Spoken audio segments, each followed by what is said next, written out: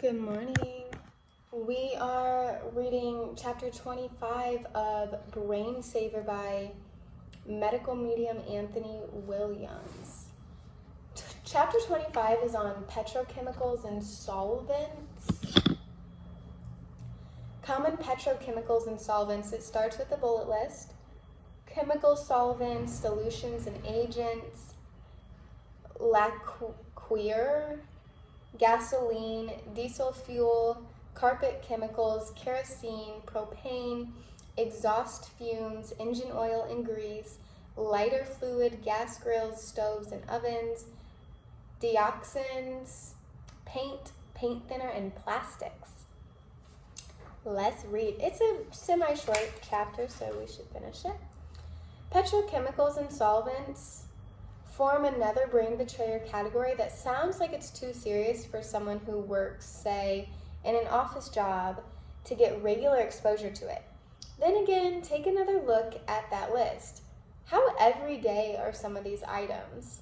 We breathe in gas exhaust every day, whether when walking down the street, sitting in traffic, or walking behind our own car that we've just started in the driveway. We often pump our own gas, starting as soon as we get a license. That means breathing in the fumes from our pump and the pumps around us. Fumes absorbing into our skin from the air, plus the inevitable drips of gasoline on the skin. Gasoline, a solvent, can bypass the blood-brain barrier very easily and enter the spinal fluid. If you've ever eaten food cooked over a charcoal grill, fire pit, or a bonfire started with lighter fluid, you've eaten food with lighter fluid residue cooked into it. Not to mention that if you started the fire, the lighter fluid could have spilled onto your skin, plus you likely got a big inhale of its fumes.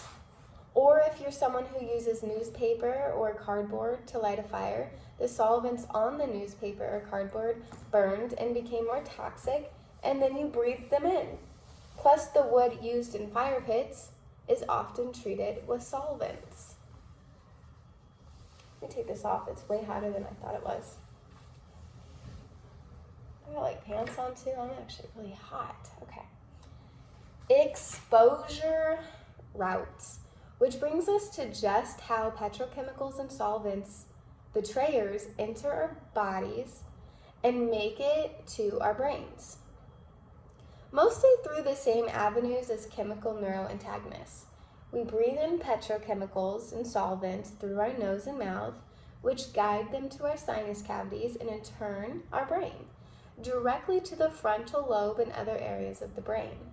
Breathing in these brain betrayers also coats our mouth, which means they enter our saliva, which we then swallow, meaning the petrochemicals and solvents end up coating our stomach lining. At the same time, petrochemicals and solvents enter our lungs, from which they enter the bloodstream and become rogue contaminants that can reach almost any part of our brain. Petrochemicals and solvents also absorb into our skin and from there enter our bloodstream. This happens, for example, when we check our car's oil and get oil on our hands or arms, when we handle cheap plastics day in and day out, or when we get paint or paint thinner on our hands. On top of which we sometimes eat petrochemicals and solvents, as in the case of grilled items becoming saturated from lighter fluid, treated charcoal, or gas grills, which brings them into our digestive system and can mean they enter our bloodstream that way too. We also end up breathing the residue that's being cooked into our food, in addition to eventually consuming it.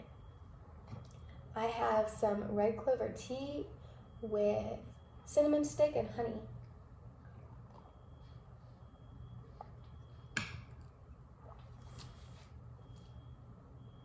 I just big gulped that. That's because I waited too long and now it's like almost cold.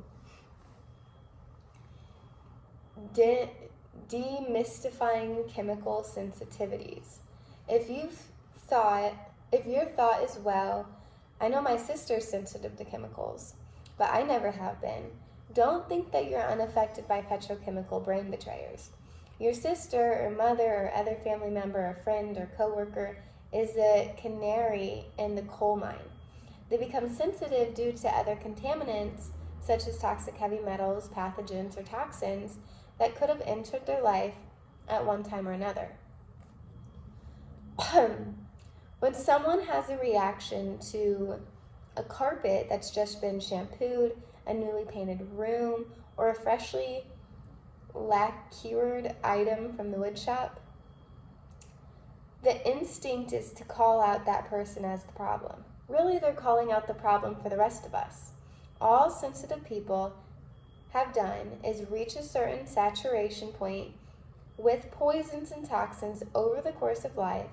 Those same petrochemicals and other contaminants are building up in your brain and body too, and simply haven't reached the same tipping point. He says yet. I don't claim that yet. I don't claim that at all.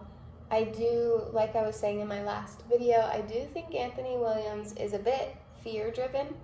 Personally believe that. I think it's very, very nice to have this information and to be educated. And I do believe knowledge is power. But at the same time,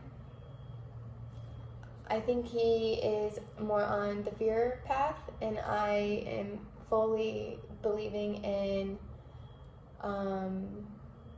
law of attraction, being able to talk to ourselves, being able to talk to our DNA, being able to tap into our divine and know that we are not doomed. This world isn't doom and gloom. We can see it as doom and gloom, but it's not. It doesn't have to be, at least. My personal opinion, back to the book. Sometimes a pathogen is the behind-the-scenes reason for a reaction. When a person is chemically sensitive, it can be because they have a pathogen that's willing to feed on these brain betrayers, and the pathogenic activity stirs up symptoms. A person could also be loaded with toxins and poisons, yet not have a virus present, or not have a virus that's out of dormancy or hungry enough to feed on those toxins and poisons. Do you hear that siren? I don't know whose house it is, but one of our neighbors' fire alarm goes off like every day, like all day, I feel like. What are they cooking in there? Someone's immune system could be lowered from these toxins and poisons, making the person more susceptible. Often people walk around like this, very toxic, with a high saturation level of neuroantagonists, petrochemicals, and other toxins, and then they contract the virus. That virus has found a treasure trove awaiting it, and a viral feeding frenzy begins that pushes someone over the edge into experiencing symptoms such as viral inflammation from exposure to industrial chemicals.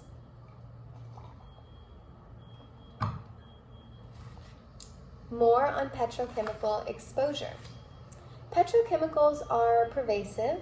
They're everywhere. Imagine, for example, a world coated with the dust too fine to see that's inhaled and eaten by every creature on the planet.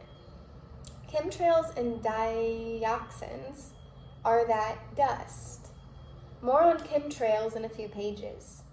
You already know how much we come in contact with cheap plastics. Not only do we touch them all day long, but we ingest their particles from sources like plastic wrap, plastic food containers, plastic utensils and dishes, the water supply, pharmaceuticals, which are filled with plastics, and packaged foods that were prepared using plastic assembly line parts.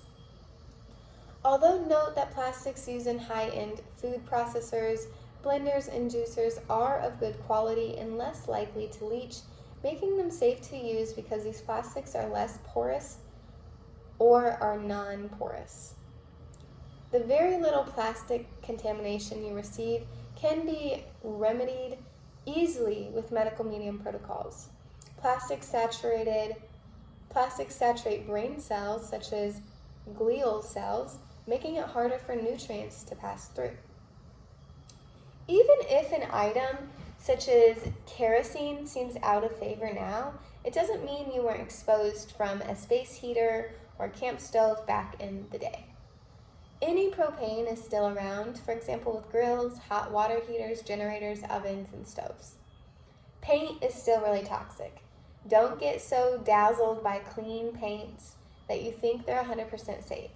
Many paints are partially less toxic than they were, and it's definitely worth seeking out low VOC or volatile organic compounds and no VOC paints.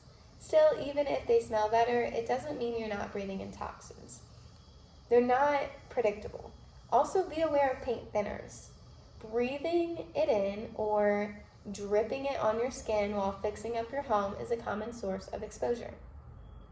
Since we aren't taught how to properly cleanse and protect our bodies, all our everyday exposures from past and present could still be taking up valuable brain real estate.